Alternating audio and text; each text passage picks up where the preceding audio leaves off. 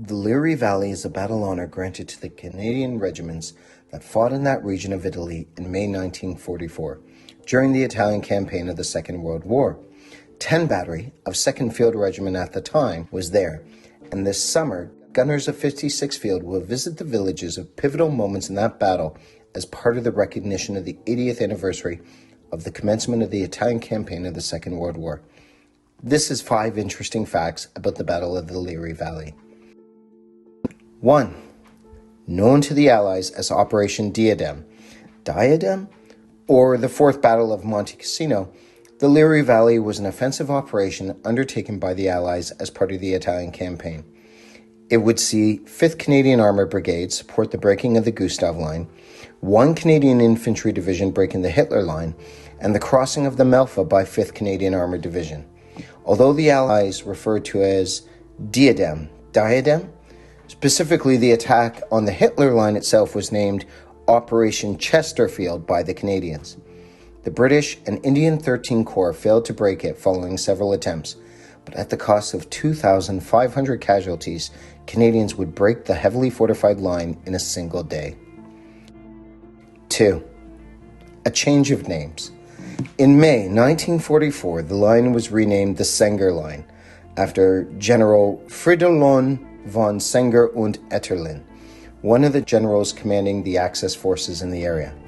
That was done at Adolf Hitler's insistence to minimize any propaganda significance if the line was penetrated. So I guess you could say that Hitler, in addition to being an evil, genocidal megalomaniac, was a bit of a blue falcon for throwing Senger under the bus. But nobody was fooled then and nobody is now. We all know it was originally named for this sadistic hole. 3.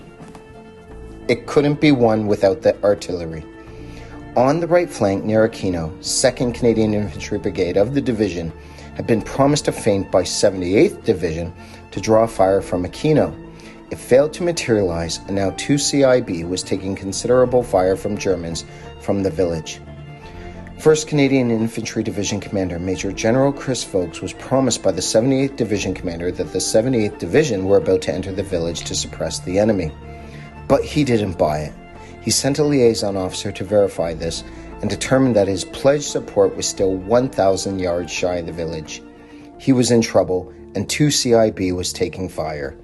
He turned to his commander of Divisional Artillery, Brigadier William Ziegler, to bring down the enemy defenses about Aquino, a concentration of fire from all heavy and medium regiments within range of the target.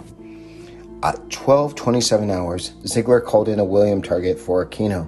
This request was that all division, corps, and army artillery regiments within the range bring their guns to bear. 33 minutes later, the guns were ready, and at 1300 hours, 668 guns from 19 field, 9 medium, and 2 heavy regiments, as well as several other batteries fired. In little more than a minute, 3,509 rounds, amounting to a total weight of 92 tons of shells, crushed down on Aquino. The fire from the flank lessened significantly. 2 CIB was saved, carried on with their attack, and broke the Hitler line. Ziegler's William target was the first time in World War II that all the guns of an entire army had been directed against a single compact target area. The history of the 2nd Field Regiment reads, Pontecorvo fell on 23 May. The Hitler line was gone, torn open south of Aquino, and the armor was pouring north to the Melfa.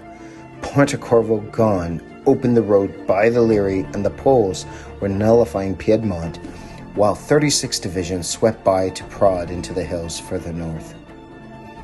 4. Let's talk whiskey. Brigadier Ziegler was no fan of Vokes prior to Operation Chesterfield, but by nightfall of 23 May, he was so jumpy and tired from doing fire programs, he could barely stand or sleep.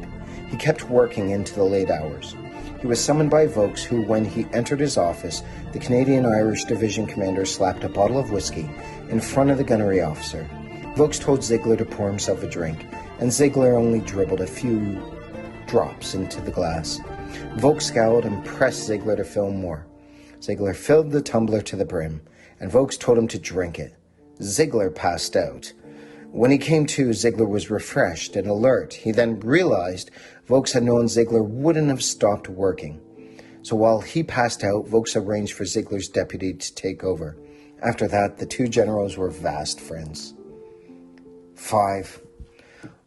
On July 30th, 56 Field, as an epilogue to their battlefield tour to Sicily, will cross to the Leary Valley and lay a wreath for the Canadians, and specifically gunners, that died at the Hitler line.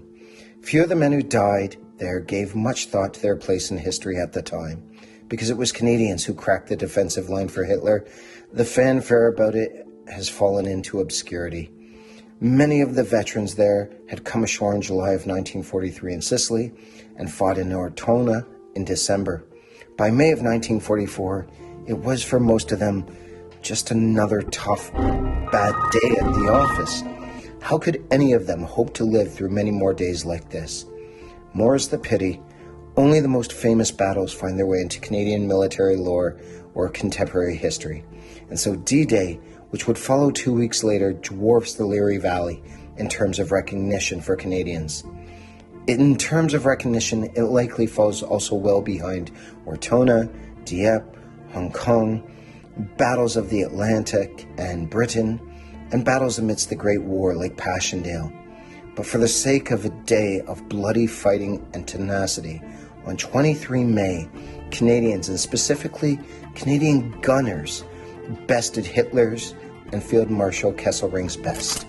And at the cost of 1,000 casualties, they advanced the Allies, and the Canadians won a battle that receives our recognition 80 years later.